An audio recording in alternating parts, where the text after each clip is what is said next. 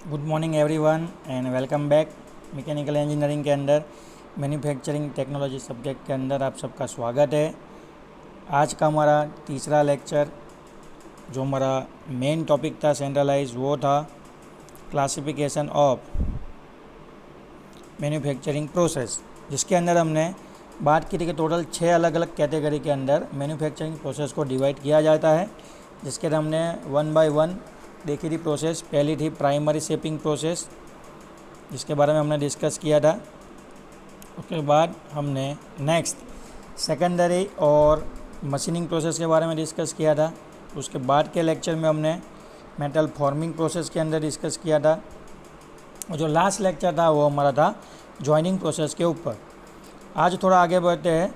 पांचवी जो कैटेगरी है जिसके अंदर मैन्युफैक्चरिंग प्रोसेस को डिवाइड किया जाता है, वो है हमारा सरफेस फिनिशिंग प्रोसेस। कौन सा प्रोसेस है? Surface finishing process. That means कि भाई कई बार अलग अलग प्राइमरी प्रोसेस करने के बाद वर्क पीस की जो सरफेस क्रिएट होकर आती है, उसका अगर फिनिशिंग अच्छा नहीं होगा, रफ सरफेस होगी, तो उसको फिनिशिंग करने के लिए सेकेंडरी कुछ ऑपरेशन किए जाते हैं, ठीक है, जिसके अंदर ऑलरेडी वर्कपीस बन चुका होता है, सिर्फ उसको फिनिश करना होता है। और फिनिशिंग भी किस लिए हम लोग करेंगे? For the better surface finish, यानी कि अच्छे से अच्छी स्मूथ सरफेस लाने के लिए। और डायमेंशन में जो मिस्टेक हुई है, डायमेंशन के अंदर जो मिस्टेक हुई है, उसको क्लियर करने के लिए, उसको करेक्ट करने के लिए हम लोग सरफेस फिनिशिंग प्रोसेस करते हैं। क्लियर है? The surface finishing process are utilized for imparting internet surface finish on the surface of the job। जो रफ सरफेस हो चुकी है उसको निकाल के स्मूथ सरफेस लाने के लिए बेसिकली सरफेस फिनिशिंग प्रोसेस की जाती है। By imparting a surface finishing process, dimension of the part is not changed functionally, either a very negligible amount of material is removed from the certain material is added to the surface of the job। क्या कहना चाह रहे हैं यहाँ पे कि अगर आप लोग सरफेस फिनिशिंग प्रोसेस कर रहे हो, इसकी वजह से वर्कपीस के डायमेंशन और उसके जो फंक्शन है उसमें ज़्यादा कोई चेंजेस आएंगे नहीं।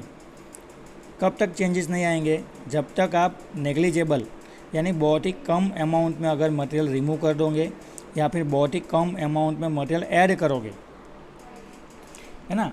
माइनर मटेरियल निकलेगा माइक्रोन की साइज़ में, और माइक्रोन की साइज़ में अगर आप मटेरियल ऐड करोगे तो उससे आपको वर्कपीस की सरफेस फिनिश अच्छी मिल जाएंगी, डायमेंशन भी अच्छे मिल जाएंगे, लेकिन उससे उसका फंक्शन में कोई भी चेंजेस आएगा नहीं। मतलब जिस काम के लिए बना है ना वर्कपीस, वो काम तो आपका होगा ही। क्यों? क्योंकि हमने बहुत ही कम अमाउंट में मटेरियल रिमूव किया है, या फिर बहुत ही कम अमाउंट में मटेरियल ऐड करके क्या कर दिया हमने? सरफेस फिनिश कर ली है। इससे उसके फंक्शन में कोई भी चेंजेस आएंगे नहीं। ओके, फॉर एग्जांपल आपकी कार पे कंपनी वाले फिनिशिंग करके, पेंट करके, कोटिंग करके देते हैं, तो पेंट करने से, कोटिंग करने से आपका कार का सरफेस फिनिश और लुक अच्छा हो जाएगा, ठीक है। उससे आपको कुछ और प्रॉब्लम होने वाला है?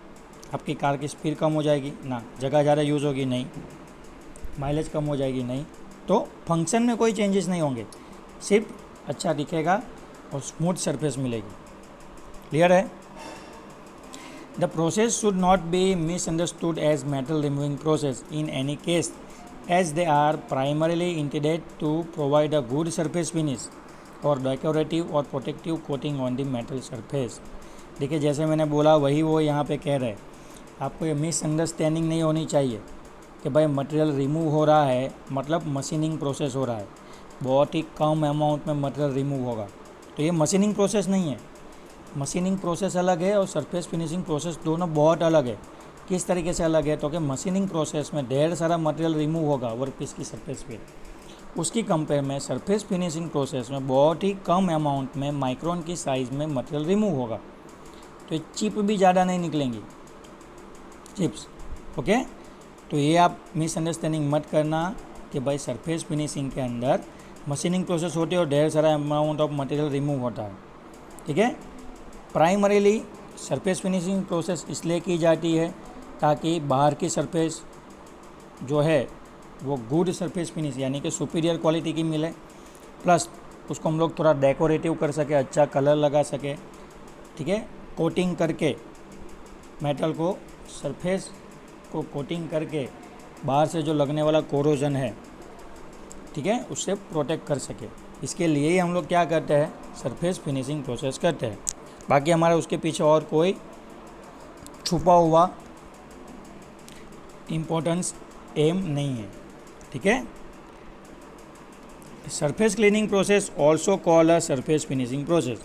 अगर आप किसी सरफेस को कपड़े से, एमरी पेपर से अगर घिस के साफ कर रहे हो तो that is also called the surface finishing process, क्योंकि आप सरफेस को घिस के साफ करके स्मूथ बनाने की कोशिश कर रहे हो तो वो सरफेस फिनिशिंग प्रोसेस ही कहलाएंगी।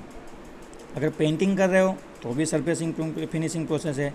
अगर आप लैपिंग कर रहे हो, लापी लगा रहे हो, प्राइमर लगा रहे हो, कोटिंग कर रहे हो, तो वो सब के सब सरफेस फिनिशिंग प्रोसेस ही है। अगर आप केमिकल क्लीनिंग कर रहे हो तो वो भी सरफेस फिनिशिंग प्रोसेस है। ओके, तो आपको डिटेल में समझाने के लिए, आपकी बेटर अंडरस्टैंडिंग के लिए, आप कंफ्यूज ना हो जाओ कि मशीनिंग प्रोसेस कौन सी है और फिनिशिंग प्रोसेस कौन सी है, सरफेस फिनिशिंग प्रोसेस कौन सी है, इसके लिए आपको यहाँ पे कुछ एग्जांपल दिए गए हैं, जिससे आपको और थोड़ा कंसेप्ट क्लियर होगा कि भाई super finishing, finishing, surface finishing process में क्या होता है। तो देखिए यहाँ पे कुछ नाम दिए गए हैं सरफेस फिनिशिंग प्रोसेस के, जैसे कि honing, lapping, super finishing, belt grinding, polishing, tumbling, organic finish, sanding, deburring, electroplating, buffing, metal spraying, painting, inorganic coating, anodizing, sheradizing, parkerizing, galvanizing, plastic coating, metallic coating, anodizing and sand blasting. Total 22 process हो रही है, ठीक है। 21 की चूक गई है, हाँ, टोटल 22 प्रोसेस हो रही है। अब देख रहे हैं यहाँ पे वो वाली, कौन से वाली, सरफेस फिनिशिंग के लिए। तो ये सारी की सारी जो प्रोसेस है 22 के 22, वो सारी की सारी सरफेस फिनिशिंग प्रोसेस है, जिसके अंदर हम लोग वर्कपीस की सपाटी से, सरफेस से बहुत ही कम अमाउंट में मटेरियल निकालेंगे, या फिर कई बार बहुत ही कम अमाउंट में मटेरियल ऐड करेंगे, जिसके उसकी सरफेस की क्वालिटी सुधरेगी, आपको बेटर फिनिशिंग मिलेगा, एस्थेटिक लुक अच्छा मिलेगा, जिससे आप सरफेस को प्रोटेक्ट कर सकते हैं अगेंस्ट दी कोरोजन, कोरोना नहीं, कोरोजन। क्लियर है? तो ये हो जाएगी हमारी super finishing process. I hope आपका भी डाउट क्लियर हो गया होगा, what is machining process and what is the surface finishing process and the what are the main difference between them. Clear? चलिए आगे बढ़ते हैं। लास्ट कैटेगरी है, टॉपिक शायद आज ख़त्म हो जाएगा। जी हाँ, classification of the manufacturing process की लास्ट कैटेगरी। टोटल हमने 6 कैटेगरी में ऑल ओवर प्रोसेस को डिवाइड किया था। तो लास्ट प्रोसेस है वो है process effecting change in properties. Process effecting change in properties, ऐसे बहुत सारी प्रोसेस की जाती है वर्कपीस रेडी होने के बाद, जिससे उसकी प्रॉपर्टियाँ यानी कि गुणधर्म, गुजराती में बोला है गुणधर्म और इंग्लिश में बोली जाएगी खूबियाँ। तो प्रॉपर्टीज़ के अंदर चेंजेस होते हैं, और स्पेशली जो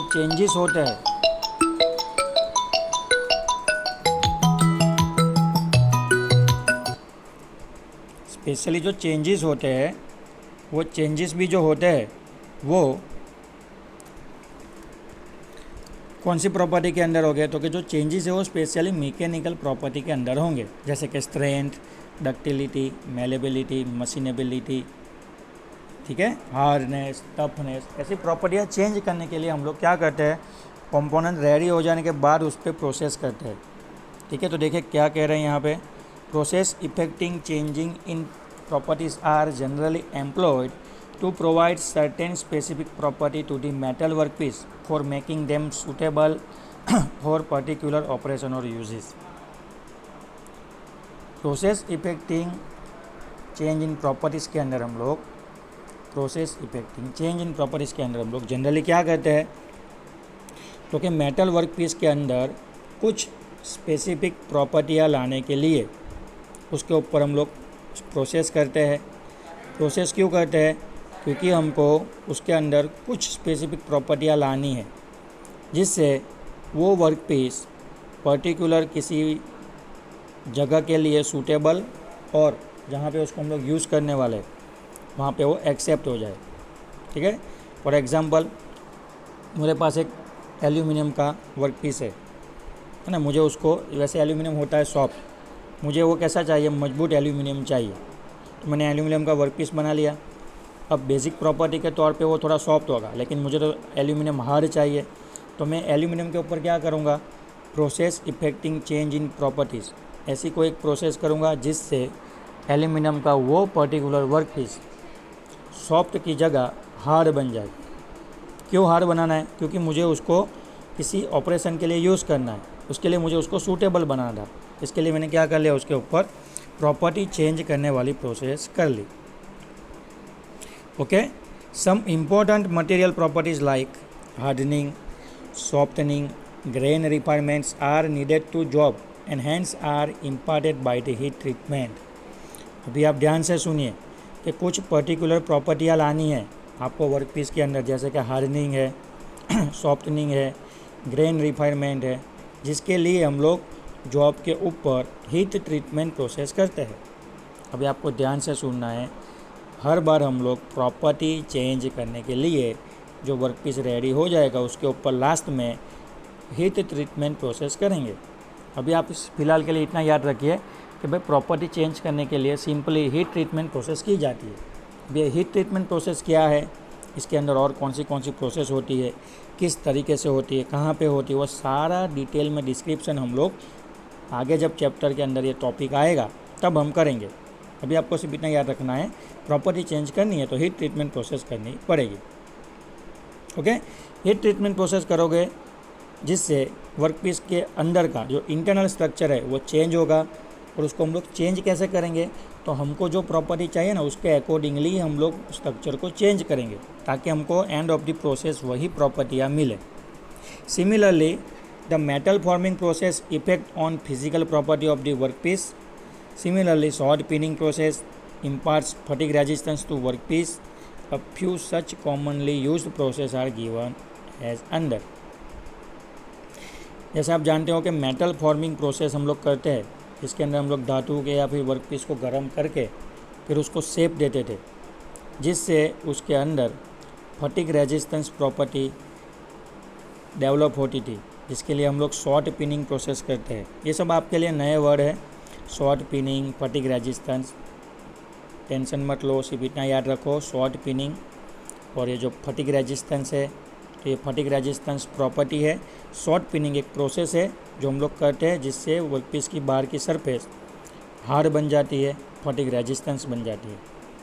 तो ये भी इसी के अंदर आएगा, ऐसी प्रोसेस जिससे हम लोग प्रॉपर्टियाँ चेंज कर सकते हैं। तो कौन सी, तो कि भाई हीट ट्रीटमेंट प्रोसेस करके। तो कुछ आपको नाम दिए गए हीट ट्रीटमेंट प्रोसेस के, जिससे आपके कंसेप्ट और क्लियर होंगे। तो आप देख सकते हैं यहाँ पे हीट ट्रीटमेंट प्रोसेसेस। पहले नंबर पे है एनेलिंग, फिर normalising, hardening, case hardening, flame hardening, tempering, shot peening, grain refinement and age hardening. In addition, some allied manufacturing activity are also required to produce the finished product, such as measurement and assembly. ये जो 9 process दी गई है आपको, ये 9 process के आपको सिर्फ नाम लिखने हैं और 2-3 बार घर पे बैठ के उसको ज़ोर ज़ोर से बोल के कैसे प्रोनाउंसिएशन होता है वो सीख लेना है। ये सारी की सारी 9 की 9 हीट ट्रीटमेंट प्रोसेस, उसके अलावा कुछ और एडिशनल है ना मैन्युफैक्चरिंग एक्टिविटी है जो फिनिश प्रोडक्ट के मेजरमेंट और असेंबली के दौरान यूज़ होती है, हीट ट्रीटमेंट प्रोसेसेस। इसके बारे में हम लोग आगे डिटेल में डिस्कस करेंगे कि भाई क्या होता है हीट ट्रीटमेंट के अंदर। ठीक है, अभी आपको ये लास्ट टॉपिक के अंदर सिर्फ इतना याद रखना है कि वर्कपीस रेडी हो जाने के बाद अगर हमको इसके अंदर कुछ स्पेसिफिक प्रॉपर्टियाँ जनरेट करनी है, मैकेनिकल प्रॉपर्टी आपको लानी है, तो उसके लिए आपको उसके ऊपर हीट ट्रीटमेंट प्रोसेस करना पड़ेगा। तो आपको यहाँ पे जो 9 नाम दिए गए हीट ट्रीटमेंट प्रोसेस के, उसमें से कोई भी एक आप प्रोसेस पर्टिकुलर प्रॉपर्टी के लिए कर सकते हैं। ठीक है, तो जिससे प्रोसेस ख़त्म होने के बाद, कौन सी प्रोसेस, हीट ट्रीटमेंट प्रोसेस ख़त्म होने के बाद आपने जिस प्रॉपर्टी के लिए जिस प्रोसेस को यूज़ किया होगा वो प्रोसेस ख़त्म होने के बाद आपको वो पर्टिकुलर प्रॉपर्टी आपके वर्कपीस के अंदर मिल जाएगी। तो ये कुछ जादू जैसा है, जादू नहीं है, लॉजिक है, टेक्निक है, मैकेनिज़्म है, जो हम लोग हीट ट्रीटमेंट वाले चैप्टर के अंदर डिटेल में प्रैक्टिकल के साथ डिस्कस करेंगे। जी हाँ, ये सब आप एक्सपीरियंस करोगे कि भाई हीट ट्रीटमेंट करने के बाद प्रॉपर्टियाँ चेंज हो जाती है सर। इसको मैं आपको माइक्रोस्कोप के अंदर पूरा उसका स्ट्रक्चर दिखाऊंगा, जो रिफाइन होता है स्ट्रक्चर, जो ग्रेन रिफाइनमेंट होता है, सब मैं आपको दिखाऊंगा प्रैक्टिकली लॉकडाउन के बाद। ठीक है, तो आप देख लिया आपने यहाँ पे, ये हमारा जो मेन टॉपिक था बड़ा वाला 60 मार्क्स में जो पूछा जाता है जीटीयू के अंदर, classification of the manufacturing process. तो 6 मेजर कैटेगरी में जो हमने मैन्युफैक्चरिंग प्रोसेस को डिवाइड किया है वो आज यहाँ पे ख़त्म होता है। जो इम्पोर्टेंट चीज़ें हैं वो आपको नोट डाउन करनी है।